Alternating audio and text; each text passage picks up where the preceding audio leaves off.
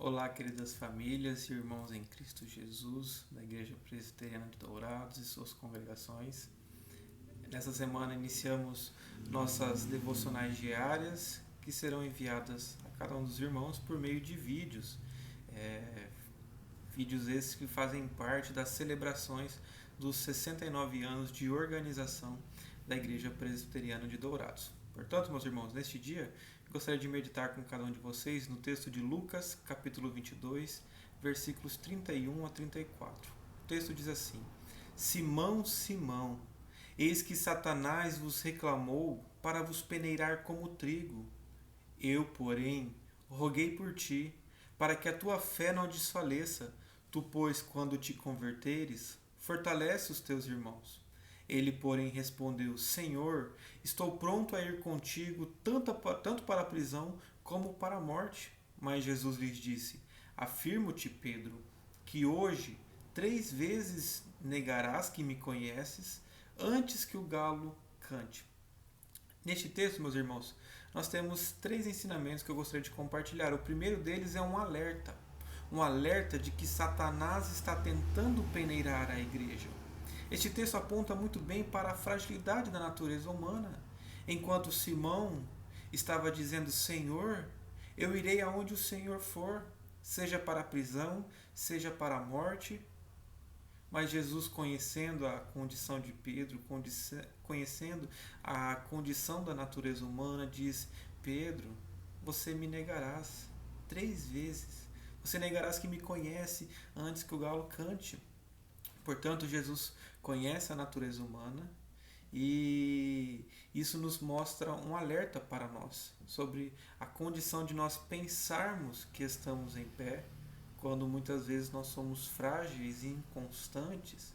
E a igreja, na sua história, passa por esses momentos de altos e baixos, lutas e perseguições. E quando Jesus faz este alerta para Pedro, ele está também demonstrando que Satanás iria peneirá-lo, Satanás iria atribulá-los com perseguição, com provações tais que Pedro chegaria a negar a Jesus.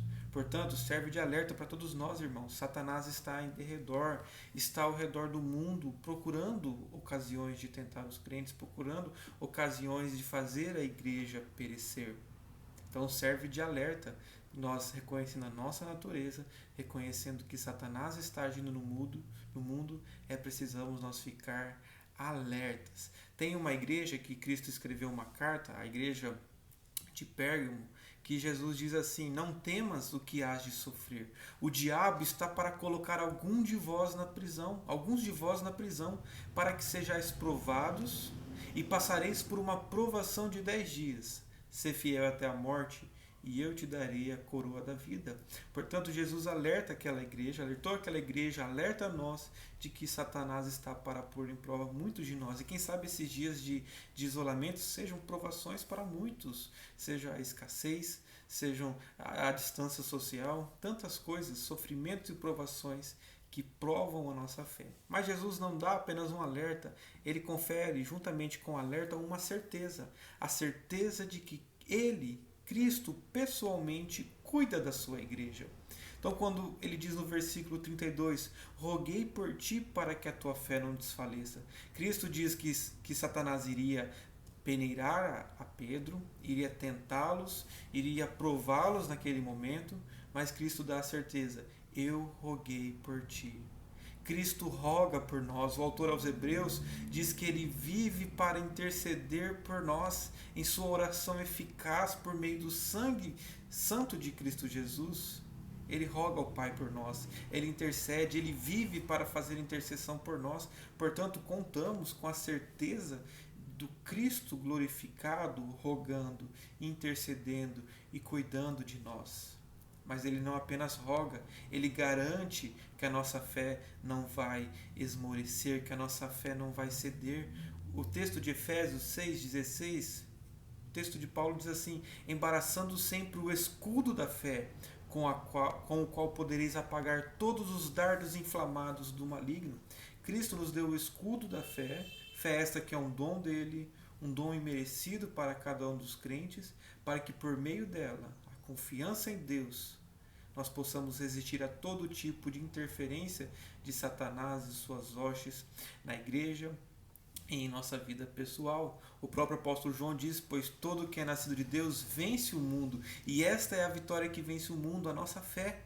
Nós podemos, como igreja, ter a certeza de que se Deus nos guardou nestes 69 anos de existência e tem feito a igreja perseverar e avançar em proclamação das boas novas, certamente Ele nos guardará, pois temos na Sua palavra a certeza da vitória por meio da fé. Mas Jesus também nos dá, em último lugar, um desafio para nós fortalecermos os nossos irmãos, sabendo que somos tentados, conhecendo a nossa condição,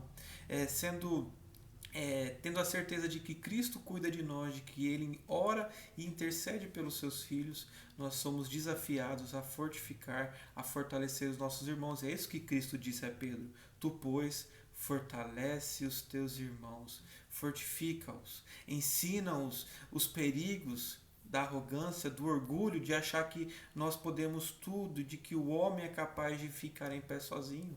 Nós não podemos. Nós temos que fortalecer uns aos outros com fé, com esperança de que Cristo está cuidando de nós, apontando essas verdades para aqueles que carecem. Tem uma pergunta do Catecismo Maior de Westminster que diz assim: quais são os privilégios da igreja visível? E no início da resposta, o nosso texto da Confissão diz: a igreja visível tem o privilégio de estar sob o cuidado e governo especial de Deus, de ser protegida, preservada em todos os tempos, não obstante a oposição de todos os inimigos. Como igreja, irmãos, a igreja presbiteriana de Dourados, com toda a sua história, as igrejas que ela plantou e está plantando, tem a certeza de estar em pé, porque Deus providencialmente, com a sua providência especial, cuida de modo particular da sua igreja, de cada membro da sua igreja, para que todas as oposições dos inimigos não prevaleçam contra a igreja. Portanto, percebam o alerta, cuidado, vigilância, para que nenhum de nós venha a perecer. Segundo, a certeza de que Cristo cuida de nós, Cristo ora por nós, e é por isso que chegamos até aqui. Mas há também um desafio. Quem você pode fortalecer nessa semana? Para quem você pode enviar estes vídeos, as devocionais, os cultos domésticos, o boletim com as suas palavras de encorajamento?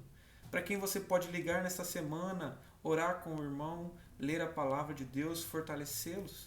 Nós precisamos nos unir como igreja nestes dias, ligando uns para os outros, nos fortalecendo, para que a nossa fé não esmoreça, para que nós não fiquemos no caminho, pois Cristo Jesus é o autor e consumador da nossa fé. E por isso que Cristo diz para nós, e as portas do inferno não prevalecerão contra a igreja avança, a igreja prega, a igreja anuncia as boas novas, e as portas do inferno não hão de prevalecer contra a igreja. Fique firme na fé, reúna sua família diariamente, cultue a Deus, e que você possa prevalecer em fé, sabendo que Cristo te sustenta, Cristo sustenta a sua igreja, e por isso a igreja tem uma história e tem boas novas para contar a respeito do que Deus tem feito. Deus te abençoe, abençoe toda a sua família e uma ótima semana na paz do Senhor.